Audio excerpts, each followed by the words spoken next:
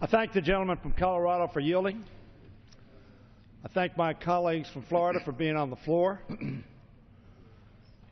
I rise to urge my colleagues to defeat the previous question so that instead we can call up a bipartisan bill to alleviate the anxiety of millions of homeowners, flood-prone areas, and their flood insurance premiums won't become simply unaffordable.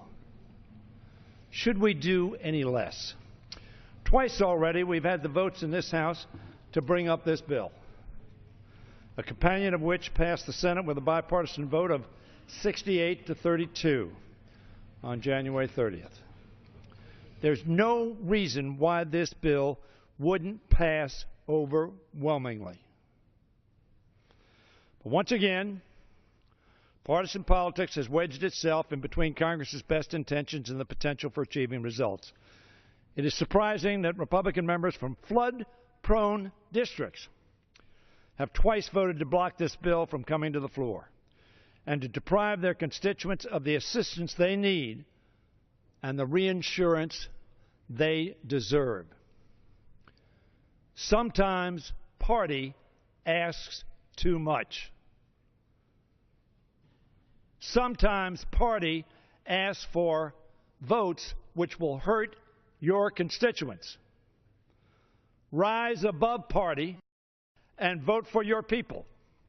We should not repeat the overwhelming delay that occurred in supplying assistance in response to Superstorm Sandy. After that storm, the Republican leadership blocked Congress from taking action on emergency disaster funding for more than 90 days.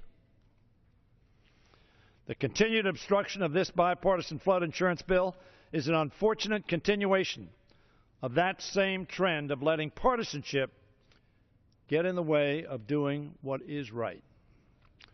I know there are many of our colleagues on the Republican side of the aisle that want to do what is right for their constituents. Do not let party regularity dissuade you from doing the right thing. I appeal to them, Mr. Speaker, to support their constituents, not their party,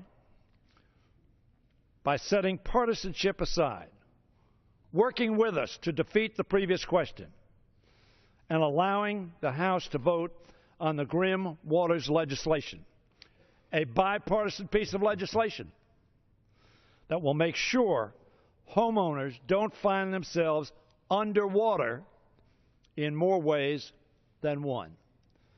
Now, Mr. Speaker, I'm sure that the previous question, what does that mean?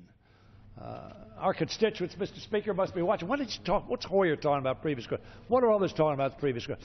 It is simply a vote by which it says that if the previous question is not approved, that we can offer the bipartisan Yield an additional 30 seconds to the gentleman from Maryland. I thank the gentleman. So that we can offer the bipartisan legislation to give the relief that is so desperately needed now. Not 90 days from now, now. So defeat this previous question.